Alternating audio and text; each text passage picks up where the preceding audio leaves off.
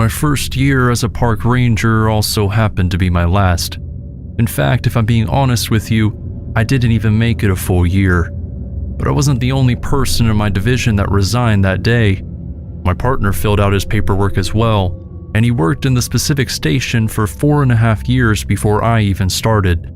To this day, neither of us can really explain what was out in those woods with us on the evening that we quit, but it was clear that we weren't supposed to be there. It was my first night covering the overnight shift, which was vastly different from our daytime routines. For the most part during the day shift, we all just waited in the station in case an emergency call came in, and that rarely happened. According to my boss, there was only one serious incident where campers had gone missing and they were out all night searching. Other than that though, the night shift was pretty calm. Things changed on my 4th night on the job though. You see, we got a call from one of the rangers that had just ended their shift, and they said that on their way down the trail to the entrance of the park, they spotted a bear in the area. And normally that wouldn't be an issue, but we had campers in the area that night, so it was me and my partner Mike's job to head up to the campsite and just give everyone notice. They didn't have to leave or anything like that because a bear in the area wasn't too uncommon, but it was our job to inform them just for their own safety. Let me tell you, walking through those thick woods at night is a totally different feeling than walking in the comfort of daylight. I could hardly see 7 feet in front of me, and that was with our flashlights on, and the sounds around me seemed to be almost amplified by the stillness of the nighttime air. Mike and I made it over to the campsite as quickly as we could. It was clear that neither of us wanted to be out there that night. And when we finally got to the campsite, we were surprised to see that it was cleared out. There was no one there, and it seemed like the campers had picked up after themselves pretty well. We were both a little irritated when there was no one at the campsite because we had walked all that way for nothing, but that anger quickly faded when we both heard the sound of something breathing very heavily. The sound was coming from our right side, but when we both pointed our flashlights, we couldn't see anything through the thick foliage. We both listened closely, and I began to strain my eyes as much as I could to try and see what we were hearing. That was when I heard Mike tell me that we needed to get back to the cabin as fast as we could. I asked him what it was, and he said that he didn't know. I didn't argue with him, and the two of us began slowly walking back toward the trail that would lead us to the ranger station. And the entire time we kept our flashlights fixed on the area where we heard the breathing come from.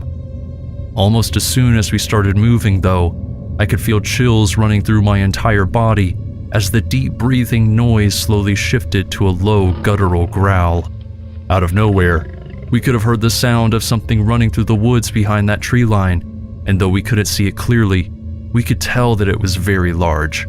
I remember thinking that it must be the bear that the other ranger told us about, but when before I could ask Mike what he thought about it, he said, "I don't think that's a bear." And in that very moment, another deep guttural noise came from the direction that the large beast was running around in, only this time I would describe it more as a howl than a growl. I had never heard anything like it, and all I knew at that moment was that we needed to get out of that forest.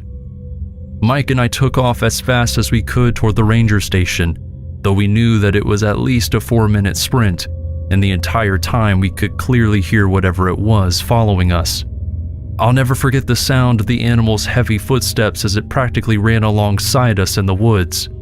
The entire time we were running, we figured that it was going to catch us, and there would have been nothing that we could do about it.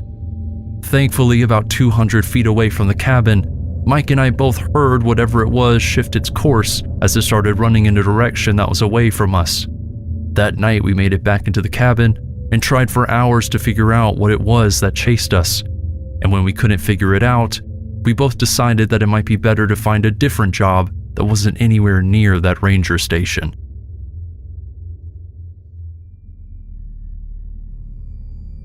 When I was 24 years old, I started working as a ranger at Zion National Park in Utah.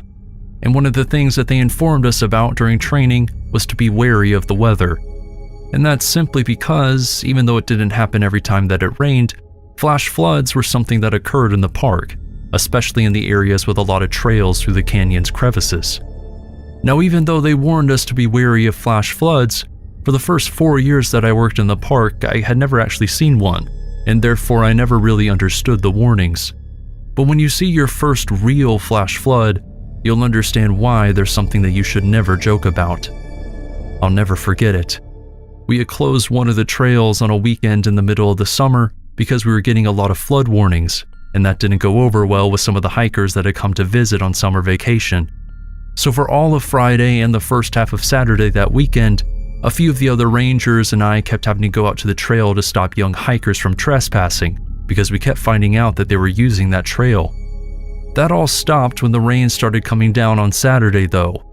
Sadly, at that time, I was actually out on the trail looking for anyone that might need to be told that it was closed. Now you have to understand, the trail itself was pretty wide, but it cut right through one of the smaller hills in the area and acted as a natural gutter for the rain. So all of the rainwater that was coming down the side of the mountain was essentially collecting at the top of the trail and running right through the canyon. And while you wouldn't think that it would end up having enough pressure to sweep you away, you'd be wrong. I'll never forget the moment that I realized that I had been out on the trail longer than I should have. It had started raining about 30 minutes before I decided that the trail seemed clear from civilians and that I could head back to the station. And I'll never forget the intense fear that coursed through my body as I heard the sound of rushing water in the distance. I looked up the trail and could see a small layer of water rushing over the surface of the ground, and before I knew it, the water had reached me and kept flowing through the crevice. At first, the water was only a little bit above my ankle, and I actually started to calm down a bit. I figured that I could get out of that situation with no problem. But when the water level quickly started to rise, panic set in again. Within a matter of seconds, the water had risen above my knees, and I could feel myself being pushed over. I tried to fight the force of the flood as best as I could, but by the time the water had reached my waist, it literally swept me off of my feet. I began to twist and turn as I tried to fight the water that had now turned into what seemed like rapids. And before I knew it, it was too late. There was nothing I could do to try to stop the flooding from taking me. All I could think of was to try to keep myself at the surface of the water and protect myself from hitting any rocks. Just as I had the thought though, I felt the bottom half of my body smash into a large rock structure that was underneath the brown, rapidly moving waters. The impact tossed me around as the water kept pulling me along with it, and this time I couldn't reorient myself. I had been forced under the water by the rushing of the rapids, and after spinning in circles, I couldn't quite figure out which way was up. And then bam! I smashed the back of my head on what I can only assume was the side of the mountain.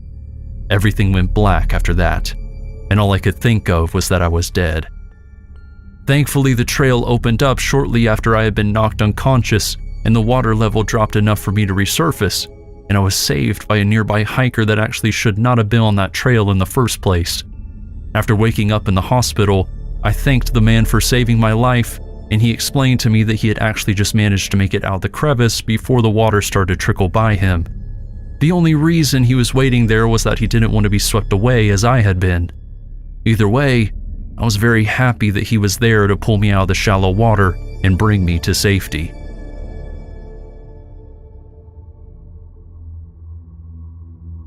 Over the course of my 4 years as a park ranger, I've been assigned to work at 3 different parks, 2 of which were national parks and 1 was a state park. And while national parks tend to be nicer than state parks, their sheer size can sometimes make them a dangerous place to be walking around or working in. Whether it be the animals or the trails themselves, you never know what in the woods might try to hurt you. That being said, I had never found myself in a more terrifying situation than when I was patrolling one of the national parks where I worked. You see, it was my second week at that location, and I was still trying to find my bearings and get a good feel for that area. And I asked if I would be allowed to camp out in the woods for a few days just to relax on my days off, and also so that I could walk around and get a better feeling for my surrounding. My boss actually loved the idea and said that it wouldn't be a problem. He even gave me a radio just in case I found something and needed to communicate while I was off the clock. My initial plan was to stay in the woods for the entire weekend and into the beginning of the week, but I ended up having to call it quits after the first night because of what happened to me. You see, it was around 10 at night, and I was laying down in my tent getting ready for bed when I heard a noise out in the distance. I decided to check it out to see if it was an animal, but as I slowly crept out of my tent, I was surprised to see the light coming from flashlights in the distance. There were 3 of them, and they were heading in a direction that ran parallel to where I was camping. I figured that they were just campers as well, and although that wasn't technically allowed for civilians in that area, I figured that they probably weren't going to do any harm. So I had originally planned on leaving them alone, but just to be sure I wanted to follow them back to their camp and check that they were in a safe environment. I tried my best to stay as quiet as possible as I followed their trail of light, but I was really surprised at how far they were walking. I must have been following them for about 20 minutes before they stopped. And what surprised me even further was that they didn't go to a campsite. Instead, it looked like they had built a small structure out of sticks and camouflaged it using leaves and branches. I mean, this thing was nearly impossible to see at night, and they led me right to it. That's how well hidden it was. Now at that point, my plan was to simply go back to my tent and check it out in the morning. That all changed though as I went to turn around and saw a flashlight coming up from behind me. I had miscounted earlier, and there weren't 3 of them. There were 4. I heard the man who was walking up behind me yell out to me, "Hey, who's that?" He yelled in an agitated voice. And before I could even start running, I could hear the sound of the people in the structure shuffling around. I decided to take off as fast as I could back toward my tent. I didn't know what it was, but something was off about those guys. I'm glad I followed my gut and ran too, because as I made my way through the dark forest, doing my best to avoid any trees, I heard the unmistakable sound of gunshots going off. I can only imagine that they were shooting in my direction, though I can't be certain. I ran the entire way back to my tent, which felt like it was at least 2 miles. And once I was there, I radioed the ranger station and they sent a few of the guys out to get me. The next day, we all went back to the area where I had seen the structure, and although the people weren't there anymore, all of their equipment was. It looked like some sort of distillery, so we ended up calling law enforcement, who figured out it was most likely moonshiners. They said that I was lucky to make it out of the area with my life, because if they got caught, those guys could go to jail for years, and it's likely they would have killed me if they caught me.